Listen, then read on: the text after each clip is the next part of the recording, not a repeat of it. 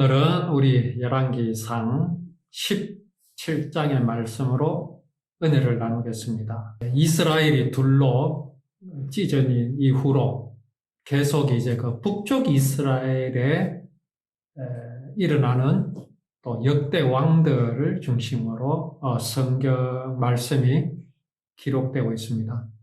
유다 나라 곧 남쪽 이스라엘은 거의 등장을 하지 않고 있습니다.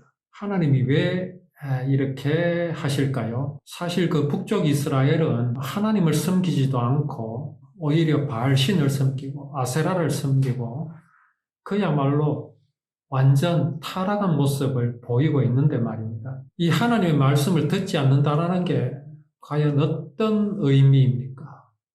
믿음이란 것은 무엇이고 또 불신앙이라는 게 무엇입니까? 곧 하나님을 믿느냐, 하나님을 믿지 않느냐라는 것 아닙니까? 여로보암이 하나님을 믿지 않고 르호보암은 하나님을 믿었습니다. 어떤 차이일까요? 하나님을 믿는다라는 것이 무엇입니까? 하나님을 믿는다라는 것은 하나님께서 천지 창조를 하셨다. 그걸 믿는 걸 두고 하나님을 믿는다고 하지 않습니다. 하나님을 믿는다라는 건요, 하나님의 뜻, 하나님의 마음을 알고 그 하나님을 마음에 영접하는 것을 두고 하나님을 믿는다라고 하는 겁니다. 그러면 하나님의 마음, 곧 하나님의 뜻은 무엇이겠습니까? 그게 구원입니다. 구원은 왜 있습니까? 하나님께서 그 속성이 사랑이시고 사랑하시기 때문에 하나님은 사람을, 우리는 하나님을 버렸지만 하나님은 우리를 버리시지 않으시는 그 사랑 때문에 구원을 이루셨습니다. 그게 믿어지면요, 천지 창조는 저절로 믿어집니다.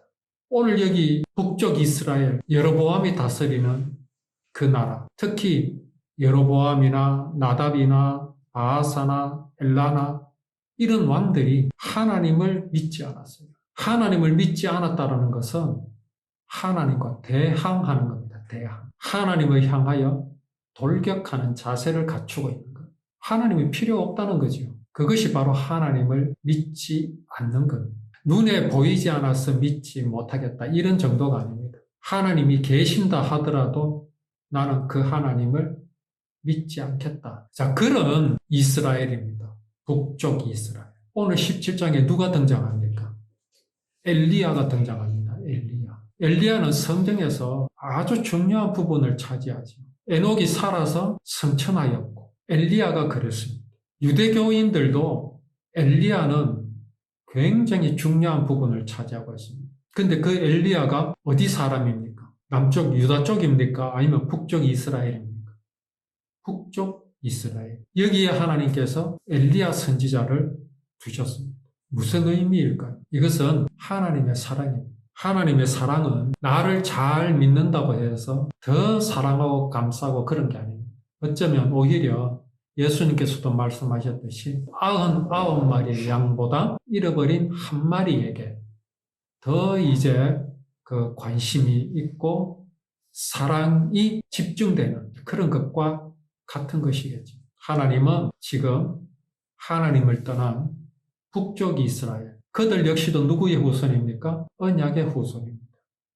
아브라함의 후손입니다. 그 북쪽 이스라엘 길르앗에 이제 그 디셉 사람 엘리야가 있었습니다. 그가 아합에게 나아갔습니다. 아합이 어떤 사람입니까? 굉장히 악한 왕입니다. 하나님을 대놓고 대항하는 바알과 아세라를 끌어들이고 이방 여인과 혼인해가지고 그 여인이 또 아주 악천미, 그야말로 하나님을 두려워할 줄 모르는, 하나님을 두려워하지 않는 그런 사람 아합에게 엘리야가 나가서 뭐라고 말합니까? 내가 섬기는 이스라엘의 하나님 여호와께서 살아계심을 두고 맹세하노니 내 말이 없으면 수년 동안 비도 이슬도 있지 아니하리라. 엘리야가 아합에게 나아갔습니다. 어떻게 엘리야가 아합에게 나아갈 수 있었겠습니까? 좋은 말을 하기 위해서 아합에게 나아가는 것은 어렵지 않지요. 그렇죠? 당신은 이 나라의 왕이고 당신이 죽으면 당신의 아들이 왕이 될 것이고 대대손손 이 나라를 이끌어 나갈 것입니다. 라는 말을 준비해가지고 아합에게 나아갈 계획을 세우고 있습니다. 또 모든 전쟁에서 이길 것입니다. 라는 말을 준비해가지고 엘리야가 아합에게 나아갈 준비를 한다면 그렇게 나아가는 것은 어려운 게 없습니다. 좋은 말을 하기 위해서. 그런데 엘리야는 무슨 말을 하기 위해서 아합에게 나아갑니까? 흉년이 될 것이다. 가뭄이 될 것이다. 그것도 수년 동안. 하나님께서 따로 말씀을 하시지 않는 이상 이 나라에는 가뭄이 될 것이다. 이 말을 하기 위해서 엘리야는 아합에게 나아갔습니다. 여기 달리 두렵고 떨리는 마음으로 나아갔다 이런 말 내용이 없습니다. 담대하게 나아갔다는 내용도 없습니다. 중요한 것은 엘리야가 아합에게 누구의 말씀을 전하기 위해서요? 하나님의 말씀을 전하기 위해서. 그 전에 하나님께서 엘리야에게 미리 임하셨습니다. 너는 여기서 떠나 동쪽으로 가서 요단 앞 그릿 시냇가에 숨고 거기에 머무는 게 아니라 숨어 있으라. 숨어 있어. 지금 이스라엘 왕이 누굽니까? 아합입니다. 못된 왕입니다. 하나님을 싫어하고 이스라엘을 바알과 아세라의 정토로 만들려고 하는 사람입니다. 권력에 눈이 멀어서 하나님도 모르고 이런 아합에게 하나님께서는 엘리야를 드러내시지 않았습니다. 먼저 숨겼다라는 말씀이죠. 숨기셨습니다. 자, 요단 앞 그릿 시냇가에 숨고 그 시냇물을 마시라. 내가 까마귀들에게 명령하여 거기서 너를 먹이게 하리라. 그래서 엘리야는 하나님의 말씀대로 요단 앞 그릿 시냇가에 머물렀습니다.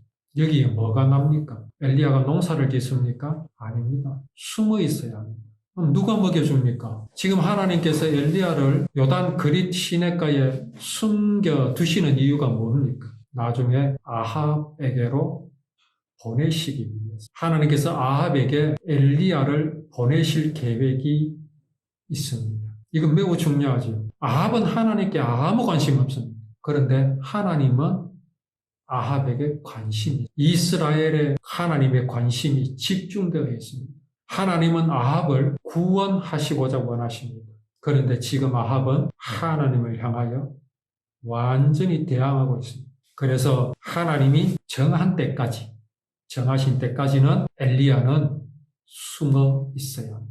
엘리야가 어떻게 아합에게 나아갈 수 있었느냐? 하나님께서 엘리야에게 기적을 보여주십니다.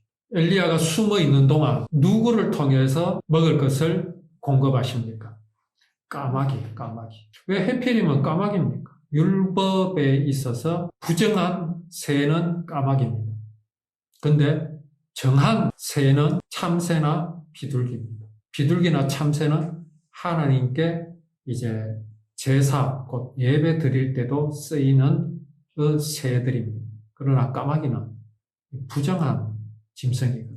까마귀들이 아침에 빵과 고기를 또 저녁에도 그렇게 가져왔습니다. 엘리야가 아니 왜 하필이면 까마귀입니까? 저것들이 가져다 주는 걸 나는 먹지 못하겠습니다. 이렇게 할 수도 있잖아요. 근데 지금 엘리야가 머물러 사는 곳이 어딥니까? 아합이 다스리는 이스라엘입니다. 거기에 주소를 두고 먹고 살아가고 있습니다. 하나님께서 보여주시잖아요. 내가 너를 이런 부정한 이스라엘에 너를 두었다. 부정하다 하지 마라. 하나님께서 우리에게 무엇을 주시고 또 어느 곳에 머물게 하십니다. 그렇게 하시는 데에는 하나님의 뜻이 분명히 있음을 알아야 합니다. 내가 볼 때는 부정합니다. 말도 안 되는 것 같아요. 그러나 거기에서 하나님께서 하실 일이 있습니다. 엘리야는 숨어 있으면서 거기 며칠 동안 있었는지 모르지만 그는 아합에게로 나아갈 담대함을 여기에서 얻었습니다. 하나님께서 엘리야에게 보여주셨습니다. 그리고 움직여야 합니다. 그리고 일을 해야 합니다. 엘리야의 신념으로, 엘리야의 그 어떤 용감함으로 아합에게로 나아간 것이 아니라는 사실을 우리는 알아야 합니다. 이제 하나님께서 엘리야를 통해서 어떤 일을 행하실 것을 또 우리의 말씀을 통해서 은혜를 나누도록 하겠습니다.